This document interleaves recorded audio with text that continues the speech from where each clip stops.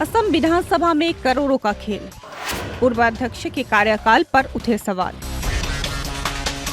असम विधानसभा के पूर्व अध्यक्ष विश्वजीत देवमारी के 5 साल के कार्यकाल को लेकर कई गंभीर आरोप सामने आ रहे हैं। आरोप है कि विधानसभा में ठेकों, खरीद और विभिन्न परियोजनाओं के नाम पर करोड़ों रुपए खर्च किए गए, जिनमें व्यापक अनियमितताएं हुई। ओएसडी की भूमिका पर सवाल, कौन था फैसलों का असली केंद्र? आरोपों के केंद्र में है तत्कालीन ओएसडी सोमेन बोरवा।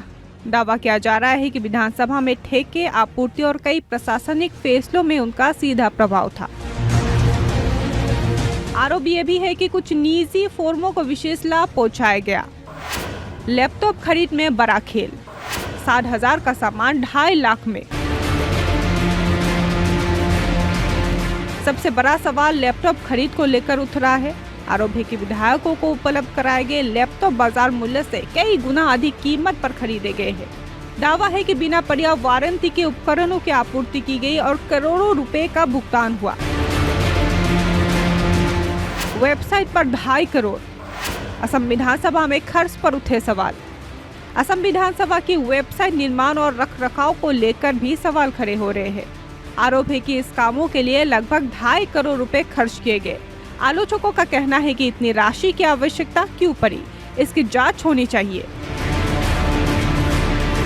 सुरक्षा और ठेकों का जाल, बाहरी नियुक्तियों पर सवाल।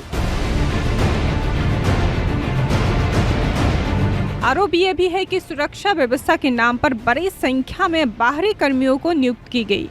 इसके अलावा कई निर्माण और आपूर्ति कार्य बार बार कुछ चुनिंदा ठेकेदारों को दिए जाने के दावे किए जा रहे हैं। कैंटीन से कैटरिंग तक खाद्य आपूर्ति में करोड़ों का खर्च। विधानसभा परिसर में संचालित कैंटीन और विभिन्न कार्यक्रमों के लिए कैटरिंग सेवाओं को लेकर भी सवाल उठ रहे हैं।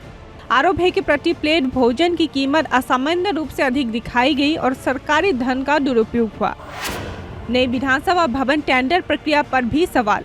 नए विधानसभा भवन से जुड़े कई कार्यों जैसे anti termite treatment, flex printing, barricading और मरम्मत कार्यों को लेकर भी आरोप लग रहे हैं। दावा है कि कुछ मामलों में टेंडर प्रक्रिया को प्रभावित कर विशेष ठेकेदारों को लाभ पहुंचाया गया है। पूर्व अध्यक्ष विश्वजीत देवमारी, तत्कालीन ओएसडी सोमेन बोरवा, पूर्व सचिव दुलाल पेगू और कुछ ठेकेदारों के नाम इन आरोपों में सामने आ रहे हैं। हालांकि अब तक इन आरोपों पर संबंधित पक्षों की विस्तृत प्रतिक्रिया सार्वजनिक रूप से सामने नहीं आई है। नए विधानसभा अध्यक्ष रंजीत कुमार दास जिम्मेदारी लेते हुए कई अधिकारी को बाहर का रास्ता दिखा तो दिया है, पर सवाल ये है, कौन है असली जिम्मेदार? क्या होगी निष्पक्ष जांच? क्या सामने आएगा करोड़ों का सच?